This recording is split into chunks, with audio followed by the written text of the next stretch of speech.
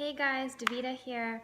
So happy that you guys are back with me today for the second part of our series, How to Manifest the Love You Want. So just to recap what we talked about last time, and then I'll check in with you guys if you have any questions in this video about last week's homework. So last week we talked about a relationship inventory, simply meaning that let's look at the patterns that we have unconsciously projected into relationships and the kind of partners we've attracted into our life.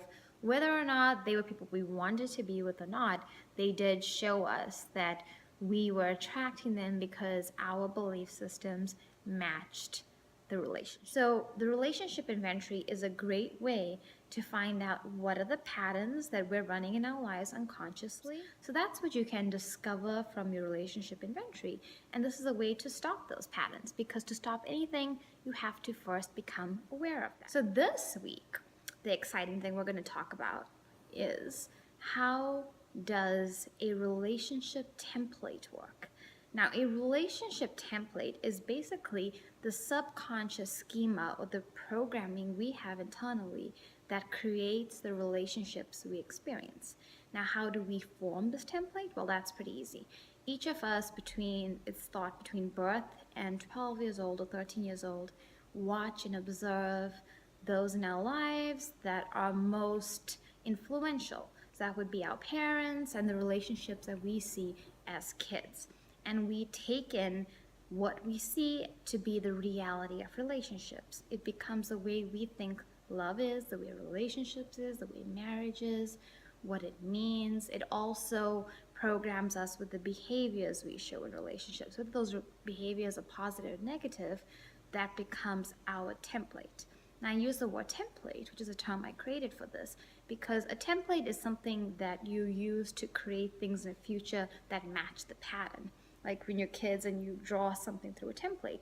Now, a relationship template is the same way, because it forms in your subconscious mind, and after adolescence, early adolescence, it kind of seals off, and that becomes your subconscious programming for relationships. And from then on, in one way or another, you attract partners that meet your expectations of the template. So let's say, for example, I'll give you two examples to show you how different templates produce different kinds of relationships. So the first template is a positive relationship template, meaning that the person grew up with a really solid family life, loving parents that loved each other, that communicated with each other, that were committed, that were passionate about each other, and they also had a very stable and loving relationship with their children. So that bond was secure. The attachment between the mom and the dad was secure, and the attachment between the children was secure. So the associations that come from that is that love is dependable, love is kind, love is supporting, love is rewarding, love is a lot of positive characteristics. So this comes in to form what is called a relationship template. So the kinds of behaviors that this person saw their parents show towards each other and to them become encoded as the reality of relationships. So it's good communication, it's love and support in difficult times, it's commitment, it's kindness, it's gratitude, it's stability, it's passion, it's joy. And all of these form the relationship template. So marriage is a beautiful thing, it is a loving thing, it is a romantic thing, it is a lasting thing. So are relationships. And other than that, the deeper part is the way love is processed is this person sees themselves as being lovable, as being worthy, as being able to receive and give love in a healthy manner. So that's one relationship template. Now, take that relationship template and move 15 years forward when this person is now seeking intimate relationships. It's going to look very different. They are going to only choose partners that generally match their coding. They may have a few slips along the way as they learn and as they grow, but ultimately they will reject people that do not treat them with the same love and respect and honor that their parents modeled to them. So that's why having a positive relationship template is so important. And many of us grow up with a template that says quite the opposite. So if your parents have divorced, or that they had infidelity, or there was even abuse, then you can imagine your template is now encoded with very different associations and beliefs. Some of your beliefs can be love is unstable, love is painful, love is loss, love is abusive, love is abandonment. It can go on and on and on, depending on what you witness love to be. The same thing happens with associations to relationships. Relationships are hard. Relationships aren't worth it. Relationships don't work out. Now, it might appear to you that relationships in general are that way, but you've probably encountered or heard of many people that are in positive, loving relationships. So it's not all relationships, it's just the ones that you have drawn into your life that match your coding. So what you've been encoded with is what you saw your parents or your main influences when you were growing up show to you. And unconsciously, you saw this as the way relationships are. So when we have negative encoding around a template, then we will attract partners that match that. Now it can be mixed too. You can have some positive coding, some negative coding. So some aspects of relationships can be wonderful, and some aspects can still reflect that painful conditioning from the past. So now that we understand relationship templates, how can we change them is obviously the key question that comes up. And the good news is they are completely transformable. On the level of brain science, we have found by our century that the brain is completely neuroplastic, meaning that you can change your brain structure by simply changing your thoughts, by choosing consciously to think differently, to believe differently. So we find that the brain is completely malleable to change. That's the good news. How to do this? Yes. Is it a little bit of work? Is it a little bit of energy that needs to be exerted to change those things that seem so true to you? Of course. But think about the lifetime of work of repeating the same old unconscious template. So you got to weigh that out. So how do we do the work? The first thing we want to do here is go ahead and write out your relationship template.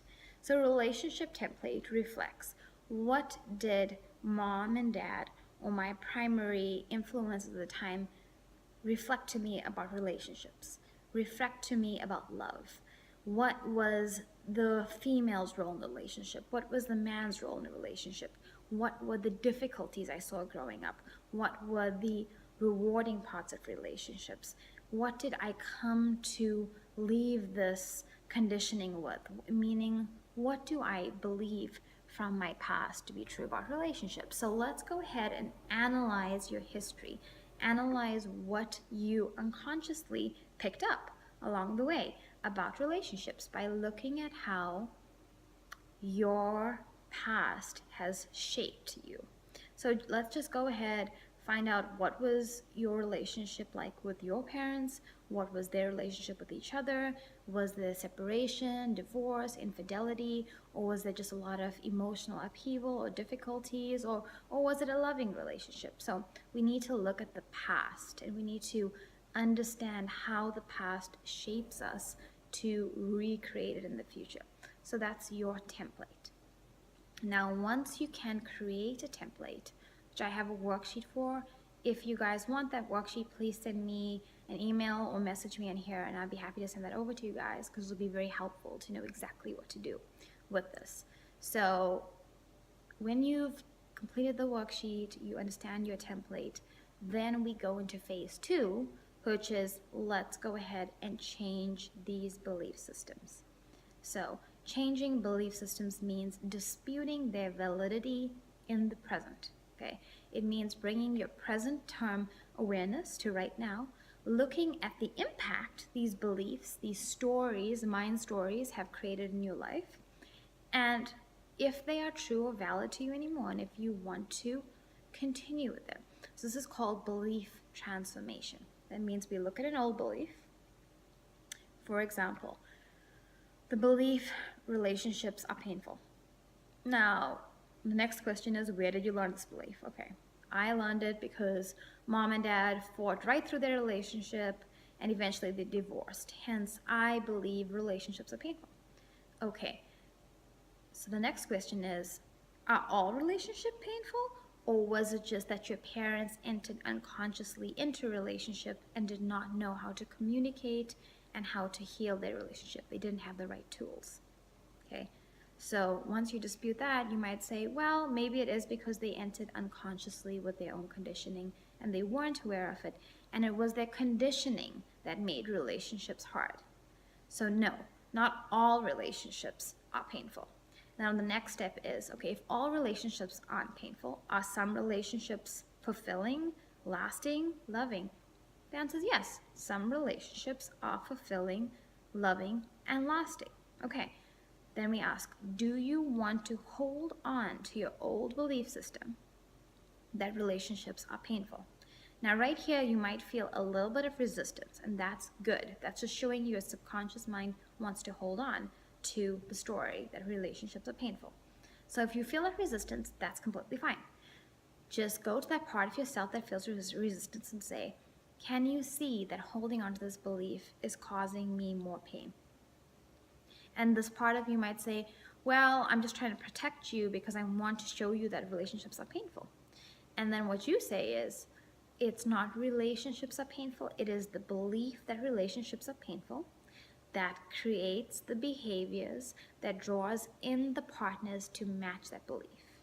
So I choose consciously now to believe that relationships are not painful, and I am going to change my conditioning to meet that expectations. So my new belief is, when I enter consciously into relationships, they are loving, rewarding, and lasting. So that's an example of how to change your relationship beliefs. So you work through these beliefs one by one and you begin to change them. Now, the hypnosis portion of this is very, very important because it's going to work on the subconscious mind. Because even when you consciously work on these beliefs, you have myriads of memories that say to you, but no, that's not true. We have evidence from the past. We have evidence from memories that relationships are painful, and they keep reinforcing within you that this is true. So hypnosis will work on the memories, on neutralizing the memories and the associations on the subconscious level that make you believe this. So it's very important to use the hypnosis element as well. So I will be putting up a hypnosis that will help you change those beliefs you grew up with and will really transform the subconscious mind. So I recommend watching that after this talk because that will really reinforce the work. And just go ahead, do the work that I mentioned in this video, and you'll see some big transformations occurring. If you have any questions about it, go ahead, drop me an email. I look forward to hearing from you guys. I'm so happy you're here for the journey. I promise this will be so rewarding. So just stick around and this will be beautiful. So until next week, you guys, I look forward to chatting to you next time. Have a beautiful day. Wishing you love, happiness, and deep healing.